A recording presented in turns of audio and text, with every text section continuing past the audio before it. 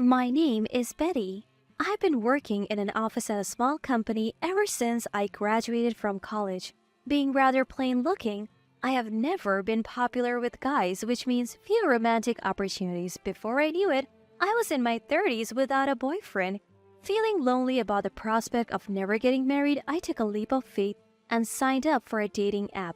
That's how I met and married my husband Daniel. Daniel is 2 years younger than me at 28, handsome and tall. He works in sales at a well-known company. He is honestly way out of my league. Daniel is a kind-hearted man. He said, "The bride should be the star of the wedding," and let me have our ceremony in my hometown. My hometown is in the countryside, so most of Daniel's friends couldn't make it. The only people Daniel invited to the wedding were a few close ones. But Daniel said, "If Betty's happy, then that's good enough for me," and allowed me to invite a lot of my friends to the celebration. Little did I know then who Daniel really was, but I felt blessed being surrounded by many friends at our wedding. That's when the shocking event happened. "Oh, by the way, I quit my job." What? That day, when I came home from work, Daniel was playing video games. I thought maybe he got off work early and casually started preparing dinner. I nearly sliced my finger off when he dropped the bombshell. "You quit without discussing with me?" "There's nothing to discuss. We're adults. I can make my own career decisions." Sure, Daniel says it as if it's no big deal, but aren't you supposed to consult your spouse before making such a significant life change? I was shocked by the sudden news, but I felt we had to have a serious talk. Daniel, not taking his eyes off his video game, answered my questions. "Why did you quit your job? Did something bad happen?" "My boss was incompetent. I think there's a better place for me out there." "A better place like, for example?" "I'll figure that out." "Man, you're so annoying. Marrying an older woman is like being with mom." This wasn't the first time Daniel had mentioned my age. Each time I would counter, "Then why did you marry me?" And he would casually reply, "Because a complicated woman like Betty needs a stable guy like me," which would spark an argument, so this time I chose not to retort. The main issue at hand was our future lifestyle. It was clear that with Daniel quitting his job, we couldn't maintain our current way of life. "But Daniel, we're also sending money to your parents, remember?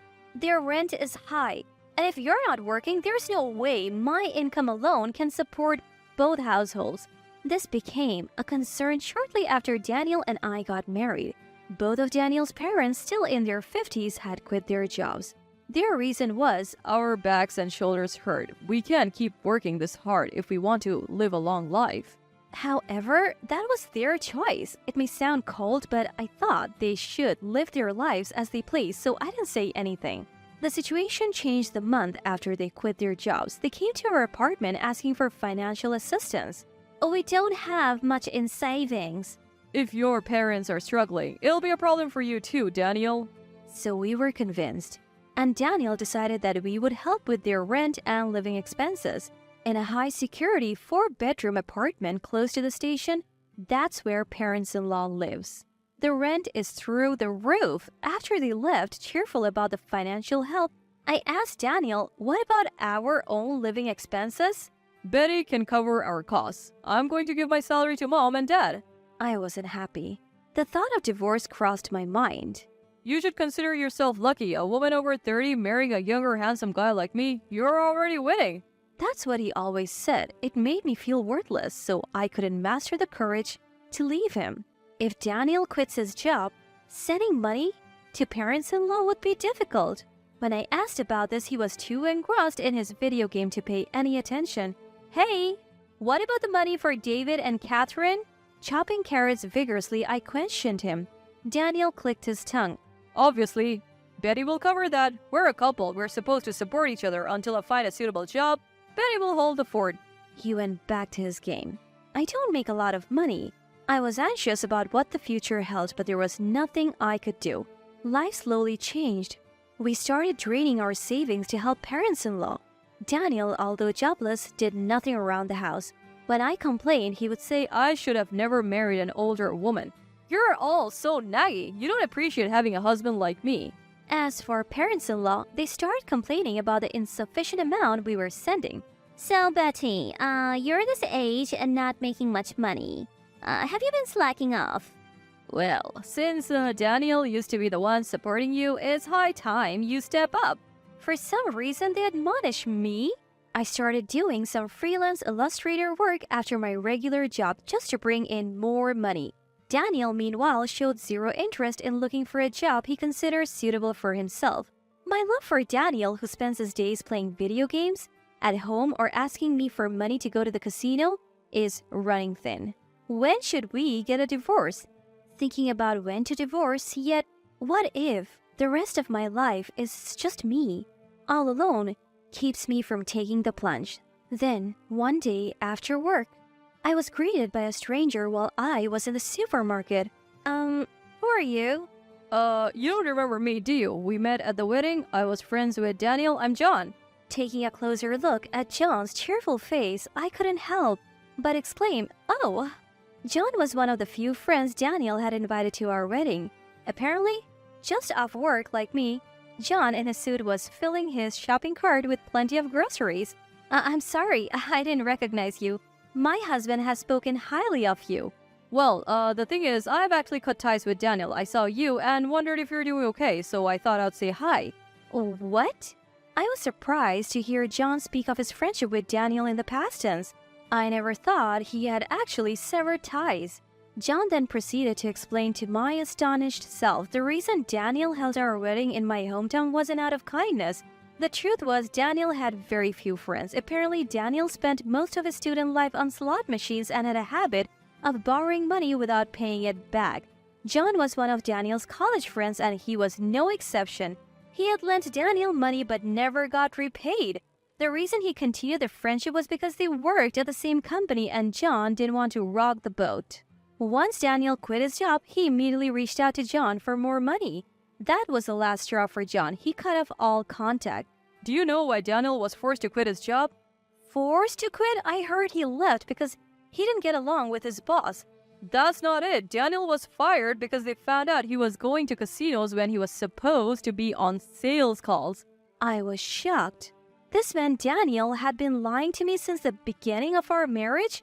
I felt as if the spell that made me believe women over 30 are worthless had finally broken. The feeling of I can't forgive him washed over me like a wave. I thanked John in a trembling voice for telling me the truth and said goodbye. A few days later, I spoke up to Daniel. Daniel, I quit my job. What? Daniel, finally pausing his video game, looked utterly shocked. I put my mobile phone on the table, its screen displaying my banking app. I have pretty much ran out of savings since I have been sending money to David and Catherine. We have been bleeding cash. You have also been taking money from me for casinos and games. We're out of money. Daniel let out a voice of despair, saying, "What the heck is this?" Given that our savings had dwindled down to almost nothing, his despair was understandable. What are we going to do now? How are we supposed to live if you quit your job when we're already low on money? That's not my problem. Speaking of which, I have loans I need to pay back. Could you maybe find a job quickly, Daniel? I want to take some time off and relax at home. What? Isn't it normal for spouses to support each other? It's hard for me to work now that I'm over 30, so now it's Daniel's turn to support me. Daniel, in disbelief, immediately called parents-in-law on the phone. As soon as I told parents-in-law about our situation, they showed up at our house. Parents-in-law began to berate us for not having money, searching the house, suspecting we must have hidden it somewhere. But there was no money to be found. What's this large withdrawal? Parents-in-law questioned, to which I answered accurately. That money was used to pay back a loan Daniel had taken from a friend. My own savings weren't enough, so I had to take out a loan from elsewhere to repay Daniel's friend. Who did you pay back? And why would you even bother paying back a loan now of all times? I only paid it back because I heard from John that Daniel had a lot of debt. I think it was the right thing to do. The first to start yelling, "Let's divorce," was Daniel, as I calmly explained myself. Even parents-in-law agreed with Daniel's words. They forced me into parents-in-law's cars and took me to the courthouse where I had to file for divorce on the spot. Glad. I won't have to see your broke old face anymore. Daniel left after saying that, and I immediately headed to a cafe. John was already waiting there. John, sorry for the trouble. I was able to file for divorce successfully. Oh, good. I was worried, so it's a relief. Actually, Daniel was the one who told me he wanted a divorce, but this was all a plan between John and me. Simply saying I wanted to divorce would have led to Daniel and parents-in-law making a fuss as they wouldn't want to let go of me, their cash cow. I figured the quickest way to sever ties with Daniel and parents-in-law was to prove I had no value as their cash cow.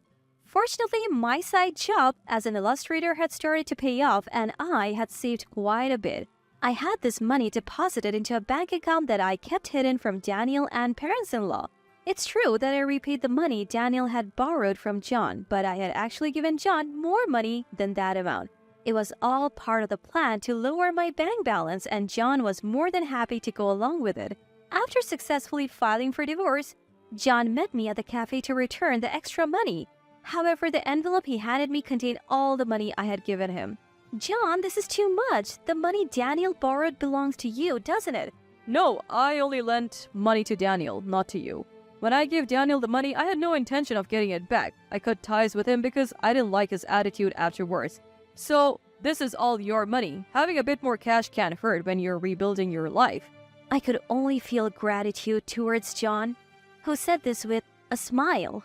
He had opened my eyes to Daniel's true nature. John had been part of my plan to divorce. I tried to give him some money as a token of my gratitude, but he only accepted enough to cover his coffee at the cafe. After meeting John, I stopped by my former workplace. I had left my hidden bank account card with the CEO for safekeeping. Though my boss understood my situation and regretted my departure, I had no choice but to quit since Daniel knew where I worked and could potentially cause trouble later. "It's been tough, but I wish you all the happiness in the world." As he said this, my co-workers gifted me a beautiful dress and shoes. Thrown out of my home in just a t-shirt, jeans, and sandals, they had gone shopping for me at a nearby store. It's a gift. I hope you find happiness moving forward. Leaving my wonderful colleagues was hard, but I felt blessed to have worked in such a supportive environment. I decided to go back to my parents' house afterwards. When I was dragged to court from the home I had shared with Daniel, I had packed my work supplies and valuables in a bag, so I could immediately start working as a freelance illustrator. Thankfully, my freelance work as an illustrator kept me financially stable. Daniel and his family, on the other hand, weren't so lucky. They couldn't pay the rent for the house they lived in and were evicted. They moved into the house Daniel and I used to share, but they lost that one too when they couldn't pay the rent. Daniel desperately started looking for a new job, but his gap in employment and homelessness made it difficult for him to find one. Currently, it seems they're living in a makeshift shack by a river near their old house. I know this because Daniel reached out to me once. When I answered the call from a public phone, Daniel was crying and told me how sorry he was. "I have realized I can't live without you, Betty. Can we please start over?" You regretted marrying an older woman, didn't you? I'm done being your cash cow. Goodbye. After that call, I never answered another from a public phone. The parents' house is quite a distance away from where Daniel is located in the countryside. Daniel, who doesn't have much money, probably can't afford to make the trip all the way here. The lesson I've learned from my failed marriage is that there's no rush to get married. Whether you're 30 or 40, living the way you want to is what truly matters. For making me realize that, I guess I owe Daniel a tiny bit of thanks.